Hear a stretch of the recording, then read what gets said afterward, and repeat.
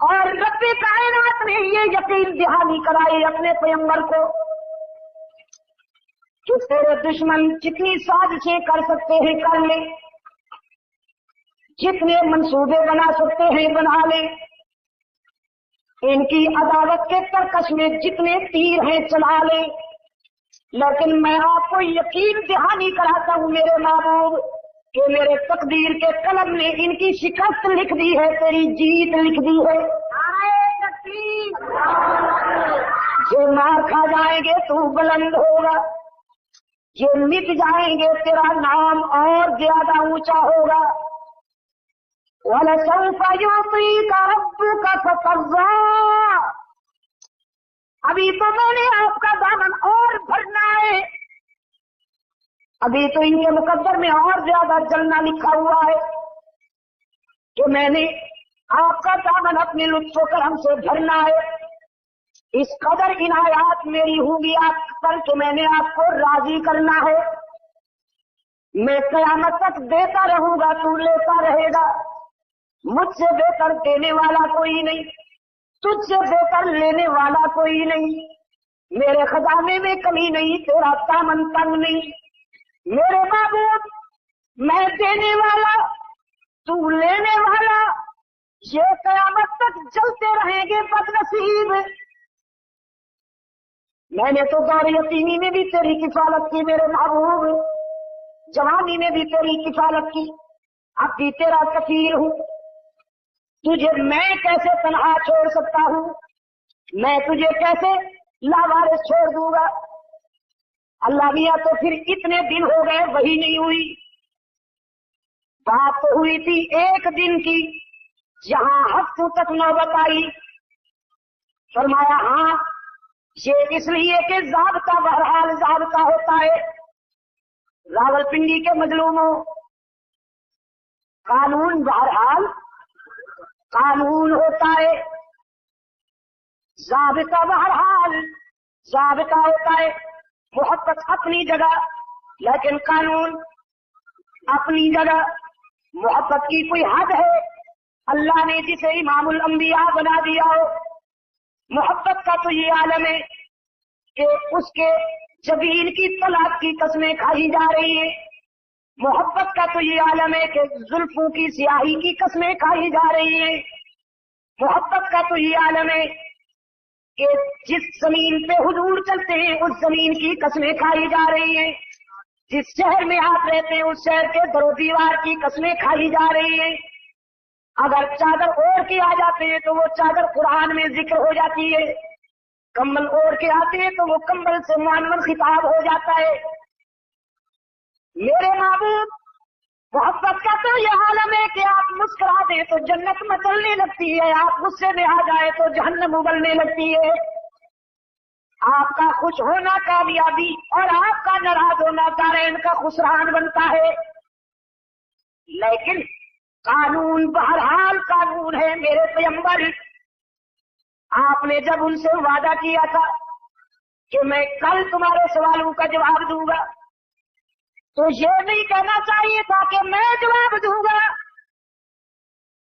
لا تقولن لشيء انی فاعل ذلك غدا الا ان یشاء اللہ۔ آئندہ جب بھی آنے والی کل سے متعلق کوئی وعدہ کیا کرے تو یہ نہ فرمایا کیجیے کہ میں جواب دوں گا، بلکہ یوں کہا کیجیے کہ اگر میرے اللہ نے چاہا تو جواب دوں گا، اس لیے کہ آنے والی کل میں کیا ہونے والا ہے یہ فرش والوں میں سے کوئی نہیں جانتا، عرش والا ہی جانتا ہے، فرش والوں میں سے کل کیا ہونے والا ہے فرش والوں میں سے نجومی بھی نہیں جانتے، علوم افلاکی کے ماہرین بھی نہیں جانتے، سائنسدان بھی، اولیاء بھی، علماء بھی، انبیاء بھی نہیں جانتے۔ قرآن پاک نے ایک مقام کے 5 دعوے کیے، کتنے؟ فرمایا ان اللہ عنده علم الساعہ وَيُنَزِّلُ الْغَيْثَ وَيَعْلَمُ مَا فِي الْأَرْحَامِ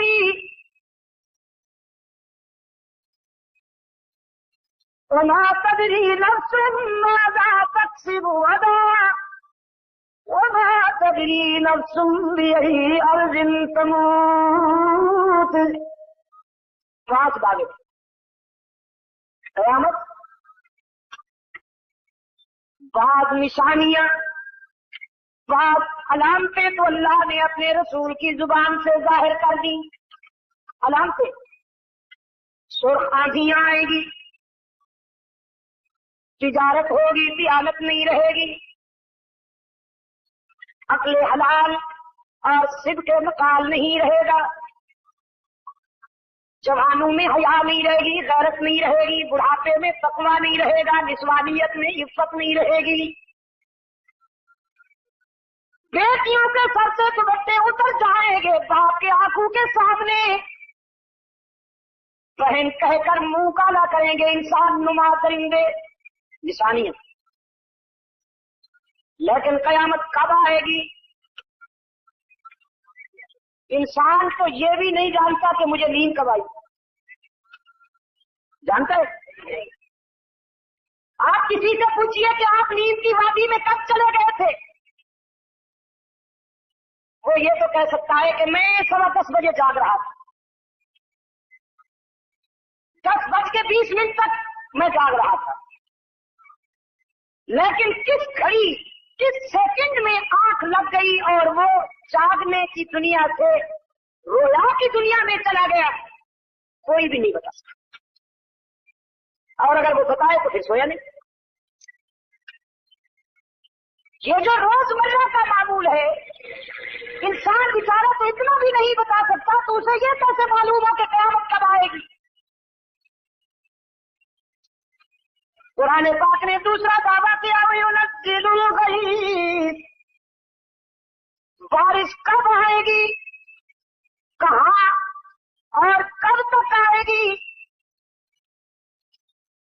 قرآن کہتا ہے یہ بھی خدا کے سوا کوئی نہیں جانتا. آسمان سے زمین پہ برسنے والی ایک ایک بوند کا خدا ہی کو علم ہے. فرش والوں میں سے علماء بھی نہیں جانتے، مفکرین بھی نہیں جانتے، اولیاء بھی نہیں جانتے.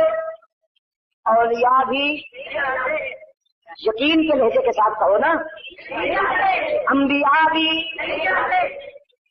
اور محکمہ موسمیات والے بے وقوف بھی. یہ بیچارے بھی رجمن بالغور کرتے رہتے ہیں، کبھی تو اس کا لگ جاتا ہے، کبھی نہیں لگتا. تیسرا دعویٰ کیا قرآن پاک نے، وَيَعْلَمُ مَا فِي الْأَرْحَامِ.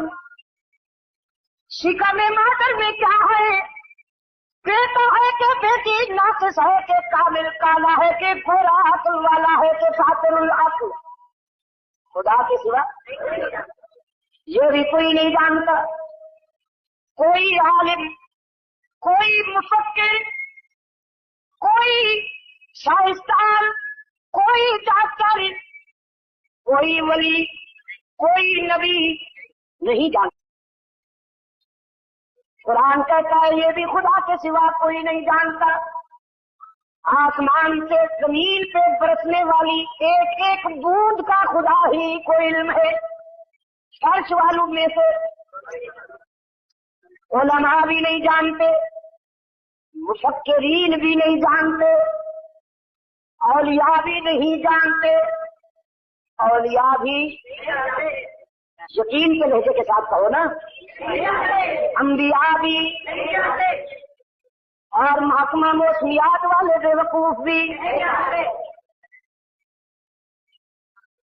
یہ بیچارے بھی رجمن بالغور کرتے رہتے ہیں، کبھی تو اس کا لگ جاتا ہے، کبھی نہیں لگتا. تیسرا دعویٰ کیا قرآن پاک نے، وَيَعْلَمُ مَا فِي الْأَرْحَامِ. شکم مادر میں کیا ہے، بیٹا ہے کہ بیٹی، ناقص ہے کہ کامل، کالا ہے کہ گورا، عقل والا ہے کہ فاطر العقل. خدا کے سوا یہ بھی کوئی نہیں جانتا.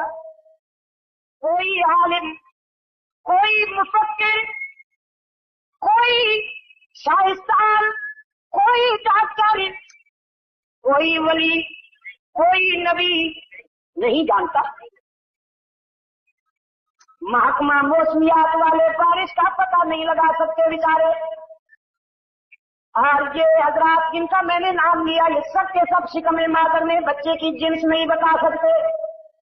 تو پھر تعویذ فروش اینڈ کمپنی لمیٹڈ یہ کیسے جانتے ہیں؟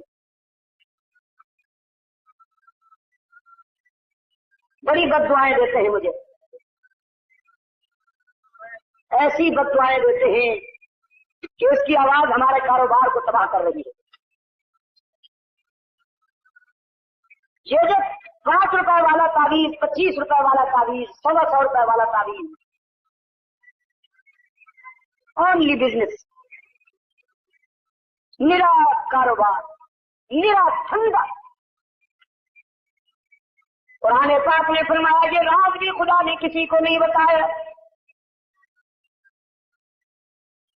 چوتھا بابا کیا کتاب اللہ دے ما تدری نفس ماذا تکسب غدا. یہ بھی کوئی نہیں جانتا کہ اس کے ہاتھوں سے کل کیا ہونے والا ہے. وما تدری نفس بأي أرض تموت.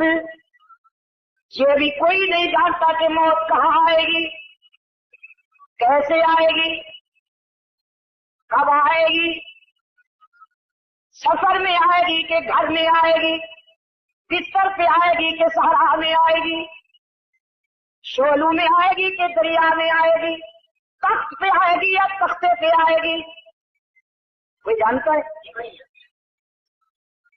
قرآن کہتا ہے کوئی نہیں جانتا. ان اللہ علیم خبیر، وہی علیم و خبیر ہی جانتا ہے.